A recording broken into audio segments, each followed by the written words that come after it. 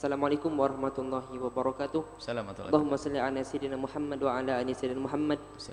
Buya, saya pernah dengar bahwa ada hadis yang menyatakan hadis yang menyatakan bahwa Siti Aisyah dicium dulu oleh Rasul ketika keluar rumah dan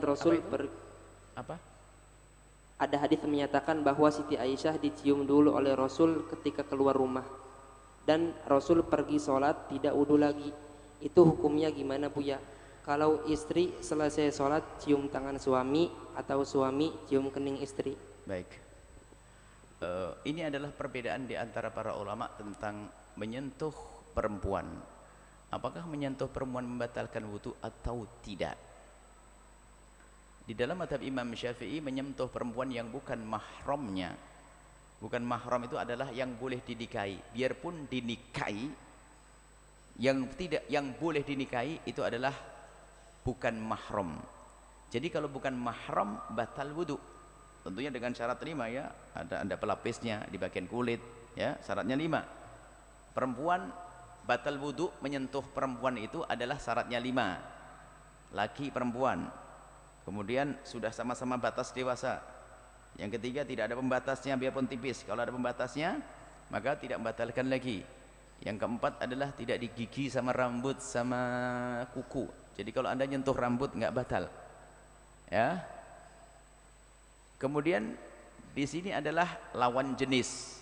Perempuan dan perempuan tidak batal. Maka ini membatalkan wudu, termasuk orang yang semula adalah orang lain batal wudu, kalau dinikahi jadi istrinya tetap batal wudu. Itu di dalam mazhab Imam Syafi'i radhiyallahu taala anhu. Kemudian di dalam mazhab Imam Malik mengatakan tidak batal kecuali dibaringkan dengan syahwat. Lu mazhab Malik ada hujahnya? Ada dong. Mazhab Syafi'i juga ada hujahnya. Mazhab Malik hujahnya apa? Tentang kisah Rasulullah keluar mencium kening Siti Aisyah. Baik. Dan ternyata Imam Syafi'i apa tidak tahu hadis ini? Tahu, tapi Imam Syafi'i menganggap hadis itu tidak sah. Hadis tidak benar. Sehingga mazhab Malik yang mengatakan hadis itu benar mengambil mazhab pendapat ini. Dan ternyata menurut mazhab Malik pun juga hadis ini dianggap, sebagian ulama Maliknya mengatakan sama-sama lemah hadis ini. Tapi mazhab Malik punya hujah yang kuat menurut mazhab Malik selain daripada hadis ini. Hadis ini banyak, hadis ini anggap saja hadis yang dipinggirkan. Kisah mencium. Karena mencium berarti menyentuh Siti Aisyah lalu Nabi tidak wudu. Ini diambil oleh mazhab Malik. Sebagian mazhab Malik pun mengatakan hadis ini juga tidak kuat. Baik, ada satu hadis sahih tentang Rasulullah, Bukhari meriwayatkan dan yang lainnya. Rasulullah itu kalau sholat, itu sholat kamar Nabi kan kecil. Siti Aisyah itu mu'taridotun, itu melintang di tempat sujudnya Nabi. Jadi kalau Nabi sujud itu langsung oleh Nabi kakinya dilipat. Kalau Nabi berdiri manjang lagi kakinya Siti Aisyah. Kalau nanti Nabi sujud dilipat. Ini hadis sahih, riwayat di hadis sahih. Baik. Loh, bagaimana dengan hadis ini? Apa Imam Syafi'i enggak tahu? Oh, Imam Syafi'i tahu. Coba ini. Imam Syafi'i tahu.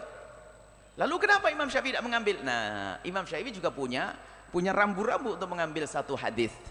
Yang pertama adalah Imam Syafi'i dulu. Imam Syafi'i dalam Al-Qur'an ulamastumun nisaa. Ulamastumun nisa, lamasa ini diartikan oleh Imam Syafi'i bersentuhan. Bukan diartikan bersenggama. Jadi bersentuhan dalam Al-Qur'an. Sementara mazhab Hanafi mengatakan ini bersenggama. Imam Syafi'i mengatakan, mazhab Syafi'i, oh ini bukan bersenggama. Kenapa? Karena ada satu riwayat tentang laki-laki yang berzina, kisah Ma'is dan yang lain berkata bahwasanya halaktu ya Rasulullah qad zanaitu.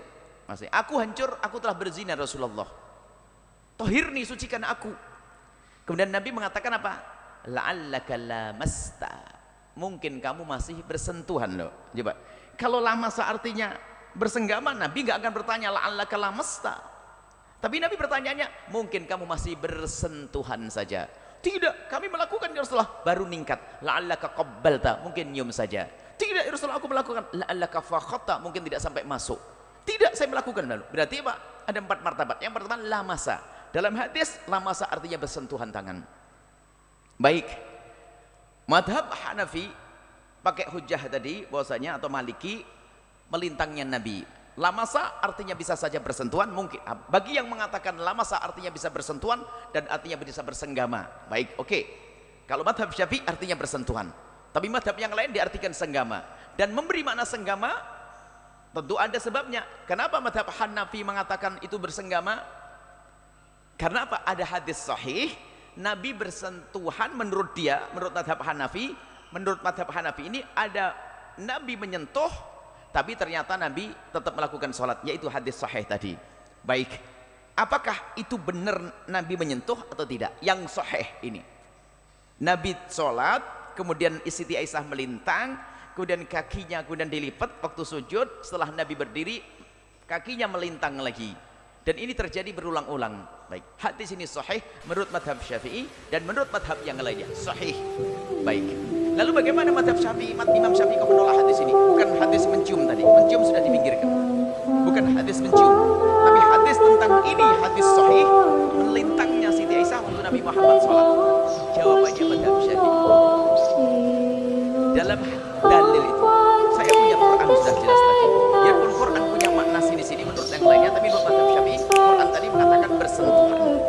Tapi ya Imam Syafi'i ini nyentuh ini, Nabi tidur megang kaki Siti Aisyah yang melintang, tapi tetap sholat, nanti kan gak batal wudunya. Baik, Imam Syafi'i punya kaidah bukan main-main. Semua dalil kita tertawa alaih ihtimal saqa'a istidlal. Kalau dalil itu masih mungkin begini, mungkin begitu, yang dipakai dalil dari Nabi Muhammad. Baik, sekarang pertanyaannya, waktu Nabi Muhammad melintang, Siti Aisyah melintang, pertanyaannya adalah satu, itu di musim panas atau musim dingin? Belum jelas. Karena Nabi hanya menyingkirkan kaki Siti Aisyah. Kemudian yang kedua, Siti Aisyah pakai selimut atau tidak? Pakai selimut atau tidak? Jawabannya mungkin pakai selimut, mungkin tidak pakai selimut. Umumnya kalau Anda tidur pakai selimut tidak? Umumnya pakai selimut.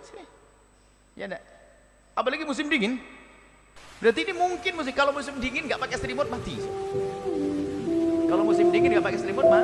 Sekarang Anda bisa menentukan musim dingin atau musim panas, nggak tentu. Berarti mungkin musim dingin, mungkin musim panas. Kalau musim dingin menjadi pasti kalau pakai selimut. Kalau musim panas saja ada mungkin, karena ada orang nggak nyaman takut tersingkap auratnya, kan begitu, sehingga kakinya ditutup. Ada atau tidak? Berarti ini mungkin sekali pakai selimut. Berarti selagi mungkin pakai selimut, mungkin pakai tidak, berarti bukan berarti Nabi Muhammad nyentuh langsung bersentuhan kulit. Berarti hadis ini dipinggirkan bukan karena hadis ini tidak sahih, karena hadis ini mungkin begini, mungkin begitu, dipinggirkan. Maka yang berlaku bagi madhab Syafi'i adalah ayat saja. Sehingga menyentuh istri tetap batal wudu. Itu kan madhab Syafi'i. Gitu. Kemudian madhab yang lainnya, imam besar madhab Malik mengatakan tidak batal. Ini adalah madhab besar. Madhab Hanafi mengatakan tidak batal. Ini urusan madhab Hanafi, ulama besar. Tapi kita hanya menjelaskan madhab Syafi'i. Jadi istri Anda tetap batal wudu. Istri Anda batal wudu. Kemudian nanti di saat-saat tertentu. Tapi batal itu adalah itu saja. Kalau lagi pengen nyentuh istrinya nggak betah ya, pegang kepala saja. Asalkan kepalanya tidak botak. Pokoknya rambut, ada rambutnya ke gigimu saja. Gigi, megang kuku nggak batal ya. Ini pembahasan para ulama. Maksud kami ingin jelaskan perbedaan ulama itu. Jangan Anda mencaci deh. Madhab Syafi'i jelas. Tidak usah mengatakan madhab Syafi'i salah atau menyentuh perempuan batal, goblok. Nggak boleh begitu. Lihat hujahnya Imam Syafi'i hebat.